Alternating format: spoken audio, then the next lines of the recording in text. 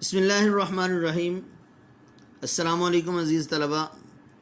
اس video کے اندر ہم میدان کربلا میں گرمی کی شدت، ایک بند اس کا ہو گیا تھا، دوسرے بند سے شروع کریں گے۔ وہ لو، وہ آفتاب کی حدت آفتاب سورج کو کہتے ہیں، حدت سختی کو یعنی اس کی گرمی کو، تاب و تب تپش، سخت تپش، کالا تھا رنگ دھوپ سے دن کا، مثال شب رات کی طرح۔ نہر علقمہ، نہر کا نام ہے، علقمہ ایک صحابی بھی گزرے ہیں، اور نہر علقمہ میدان کربلا کی نہر کا نام ہے۔ لب کنارے، حبابوں بلبلے کو کہتے ہیں، مراد یہاں پر سجاوٹ ہے۔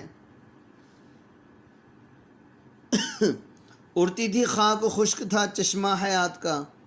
چشمہ حیات خاندانی یعنی مراد خاندان رسالت، حضرت حسین رضی اللہ عنہ کا خاندان۔ کھولا ہوا تھا دھوپ سے پانی فرات کا، کھولا ہوا مطلب یہ کہ ابل رہا تھا اور جوش مار رہا تھا۔ پانی آگ کے اندر مسلسل رکھا رہے تو وہ بوائل ہوتے ہوتے جوش مارنے لگتا ہے، تو اس کو کھولا ہوا کہتے ہیں۔ دریائے فرات یعنی دور تک ایک دریا تھا، دریائے فرات، فرات بھی دریا کا نام ہے، مراد یہاں پر وہ دریائے فرات ہیں۔ تو تشریح دیکھیں، شاعر اس بند کے اندر کہتے ہیں کہ میدان کربلا میں گرمی کی شدت اتنی زیادہ تھی، 10 محرم الحرام جب حضرت حسین رضی اللہ تعالیٰ عنہ اپنے خاندان کو لے کر میدان کربلا میں آئے تو سورج کی سختی اور سورج کی تپش اتنی زیادہ تھی کہ جس طرح سے مسلسل آگ کے اوپر رکھنے سے یا مسلسل سخت گرمی میں مسلسل کوئی چیز رکھنے سے کسی چیز کا رنگ کالا ہو جاتا ہے، تو اسی طرح دن کا رنگ بھی کالا ہو چکا تھا، اصل رنگ دن کھو چکا تھا، جلا چکا تھا، دھوپ نے جلا دیا تھا، اور جو ہے اس کا اصل رنگ ختم ہو کر کالا رنگ ہو گیا تھا۔ اور پھر کالا رنگ بھی معمولی کالا نہیں، جس طرح سیاہ کالی رات ہوتی ہے اور پھر کچھ بھی نظر نہیں آتا۔ شاعر میر انیس کہتے ہیں کہ دھوپ کی شدت کی وجہ سے اسی طرح دن کا رنگ بھی بالکل کالا ہو چکا تھا۔ خود نہر علقمہ کے بھی سوکھے ہوئے تھے لب، اور نہر علقمہ جو کہ میدان کربلا کی نہر تھی اس کے کنارے بھی سوکھ چکے تھے، اور پانی آہستہ آہستہ ختم ہوتا جا رہا تھا کہ پانی کے اوپر سورج کی گرمی اس زور سے پڑ رہی تھی کہ پانی جتنے بھی نہر کے سارا کا سارا وہ جو لمبا کنارہ تھا، وہ اس کے لب تھے، وہ پانی کو پیتے جا رہے تھے، اور پانی خشک ہوتا جا رہا تھا، اور خشکی سے ختم ہونے کی طرف پانی آ رہا تھا۔ خیمے جو تھے حبابوں کے اور حضرت حسین رضی اللہ عنہ کے جو خاندان کے خیمے تھے، وہ سب کے سب ایسے تپ رہے تھے، یوں لگ رہا تھا جیسا کہ خیموں کے اندر آگ جلا دی گئی ہے، اور آگ کی تپش کی وجہ سے وہ تمام کا تمام خاندان پریشان تھا کہ اب ادھر سے گرمی، ادھر سے سورج کی گرمی، اور ادھر سے یزیدیوں نے جو میدان گرم کر رکھا تھا، میدان جنگ،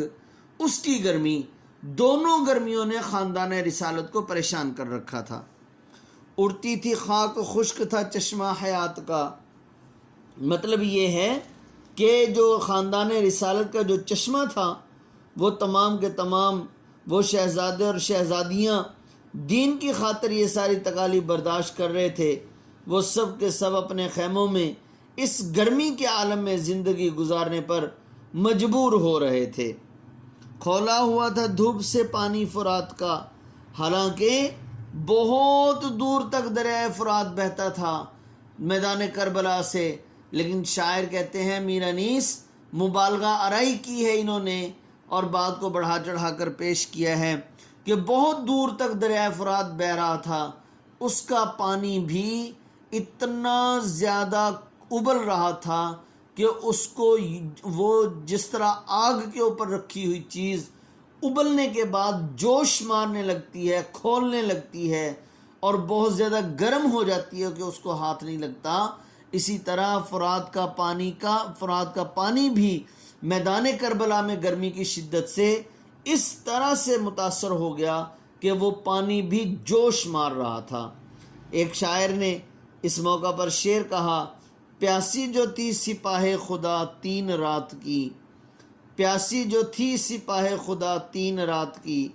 ساحل سے سر پٹکتی تھی موج فرات کی۔ تیسرا بند دیکھیں جی،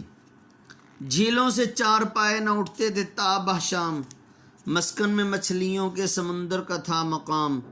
آہو جو کاہلے تھے تو چیتے سیاہ فام، پتھر پگھل کے رہ گئے تھے مثل موم خام، سرخی اڑی تھی پھولوں سے سبزی گیاہ سے، پانی کنویں میں اترا تھا سائے کی چاہ سے۔ جھیلوں سے 4 پائے، 4 پائے 4 ٹانگوں والے، 4 پاؤں والے مطلب جانور، تابہ شام شام تک، مسکن رہنے کی جگہ، مراد اس سے گھر ہے، مچھلیوں کے رہنے کی جگہ، آہو ہرن کو کہتے ہیں، کاہلے سست، سیاہ فام سیاہ رنگ کے، مثل کی طرح،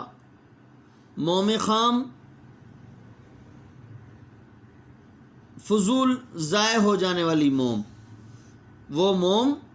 جو ضائع ہو جائے، مزید تفصیل کے اندر میں آپ کو بتاؤں گا تشریح میں۔ سرخی سرخ رنگ، سبزی سیاہ رنگ، گیاہ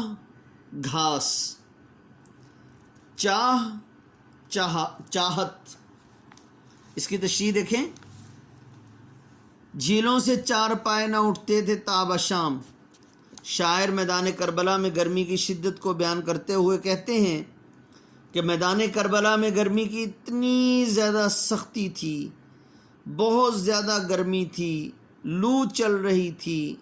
آفتاب یعنی سورج جو ہے وہ گرمی پھینک رہا تھا، آسمان زرد ہو چکا تھا، زمین سرخ ہو چکی تھی، اور تو اور جھیل جو ہے وہ وہاں پر جانور جو ہے وہ اٹھنے کا نام ہی نہیں لے رہے تھے، اور وہ ٹھنڈے پانی کی تلاش میں تھے۔ دریائے فرات جیسا کہ نہر علقمہ، اس کے پانی کنارے خشک ہو گئے، دریائے فرات کا پانی جو ہے وہ کھولنے لگا، تو جانوروں پر اثر کیسے نہ ہوتا؟ تو شاعر کہتے ہیں کہ جھیلوں سے 4 پائے نہ اٹھتے تھے تابہ شام، صبح کے وقت وہ گئے ہوئے اور گرمی اتنی زیادہ ہو گئی کہ وہ شام تک، کہ جب تک پانی ٹھنڈا نہیں ہو جاتا اور پانی کی ٹھنڈک ان کے بدن کو نہیں پہنچ جاتی، جانور جو ہے وہ جھیلوں سے اٹھنے کا نام ہی نہیں لے رہے تھے۔ مسکن میں مچھلیوں کے سمندر کا تھا مقام، مچھلی ایک ایسا جانور ہے جو کہ اپنے مقام یعنی سمندر کے اندر ٹھہرتی نہیں ہے۔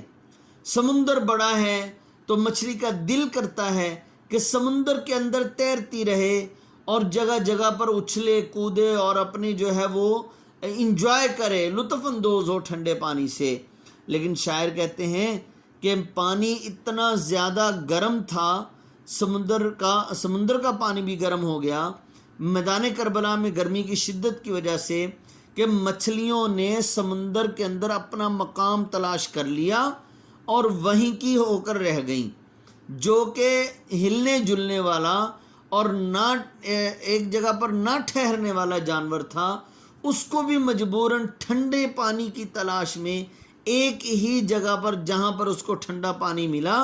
وہیں پر اپنے گھر کے اندر ہی وہ ٹھہر کر رہ گئی، کہ کہیں ایسا نہ ہو کہ میں باہر نکلوں اور گرم پانی کی وجہ سے میدان کربلا میں جو گرمی ہے اس کے اثر سے سمندر کا کہیں گرم پانی مجھ کو لگ جائے اور میں مر جاؤں اور اس میں بھون جاؤں میں۔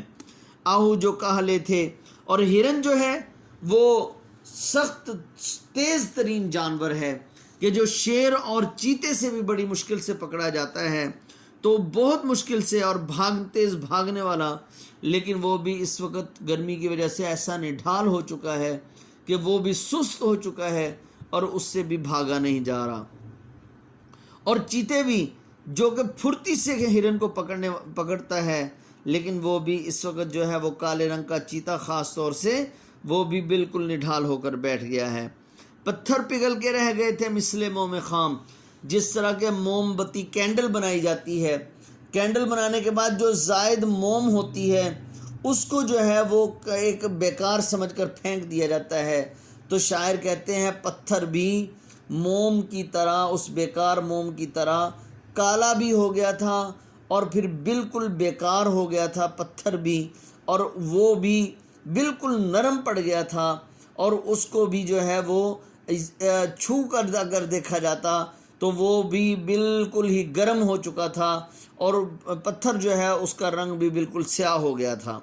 مثل موم خام یعنی فضول موم، بیکار موم کی طرح ہو کر رہ گیا تھا. سرخی اڑی تھی پھولوں سے، سبزی گیا سے. میدان کربلا میں گرمی کی شدت کی وجہ سے پھولوں کا سرخ رنگ اڑ چکا تھا، ہر چیز اپنا وجود کھو چکی تھی. جو قدرتی چیزیں تھیں، مراد صرف 2 چیزوں کا تذکرہ کیا گیا، پھول اور سبزے کا. مراد یہ ہے کہ ہر چیز جو ہے وہ گرمی کی وجہ سے اپنا رنگ کھو چکی تھی. پھول اپنی سرخی کو ختم کر چکے تھے، اور جو سبزہ تھا وہ اپنے سبز رنگ کو، گھاس پھوس، پتے وغیرہ، درختوں کے پتے یا تن جو ہے وہ کوئی اور چیزیں جو ہے جو سبز رنگ کی ہوتی ہیں، وہ تمام کی تمام جو ہے وہ اپنے سبز رنگ کو کھو چکی تھیں. اور پانی جو ہے وہ خود سائے کی تلاش میں تھا. حالانکہ پانی جب کنویں کے اندر آتا ہے تو وہ اوپر چڑھتا جاتا ہے، اور ایسا جو ہے وہ پانی جو ہے وہ یوں سمجھ لیں کہ اپنے آپ سے باہر ہوتا ہے کہ وہ اپنا راستہ خود بناتا جاتا ہے. لیکن شاعر کہتے ہیں کہ اس کا اثر پانی پر بھی ایسا پڑا کہ وہ پانی بھی کنویں کے اندر ہی اندر چلے جا رہا تھا. ایک تو یہ وجہ تھی کہ گرمی پڑ رہی تھی، سورج پڑ رہا تھا، سورج کی گرمی پڑ رہی تھی، سورج کی شعاعیں پڑ رہی تھیں، کنارہ خشک ہو رہا تھا. کنارہ خشک ہونے کی وجہ سے پانی بھی خشک ہوتا جا رہا تھا، پانی کم ہو رہا تھا. اور دوسرا مطلب اس کا یہ ہے کہ پانی خود بخود نیچے کو جا رہا تھا کہ میں بھی کہیں اس کی گرمی کی وجہ سے، میدان کربلا کی گرمی کی وجہ سے کہیں اس کا اثر میرے اوپر نہ پڑ جائے. وہ سائے کو تلاش کرتے کرتے کنویں کے اندر ہی چلا جا رہا تھا. جیسا کہ شاعر نے اس موقع پر جو ہے وہ ایک شعر کہا ہے، مچھلیاں پانی میں بھی بے آب تھیں بے حال تھیں. مچھلیاں پانی میں بھی بے آب تھیں بے حال تھیں، شدت گرمی سے آہو اور چیتے تھے نہ ڈھال. تو عزیز طلبہ، اس ویڈیو کے اندر اور پچھلی ویڈیو کے اندر ہم نے جو ہے وہ تعارف پڑھا میر انیس کا، اور 3 بند کی تشریح پڑھی، ان کے الفاظ مانی، میر انیس کے تعارف، مرثیہ کی تعریف، یہ آپ نے، اور یہ بند کی تشریح جو ہے اور اشعار ساتھ آپ نے یاد کر لینے ہیں. السلام علیکم ورحمۃ اللہ وبرکاتہ.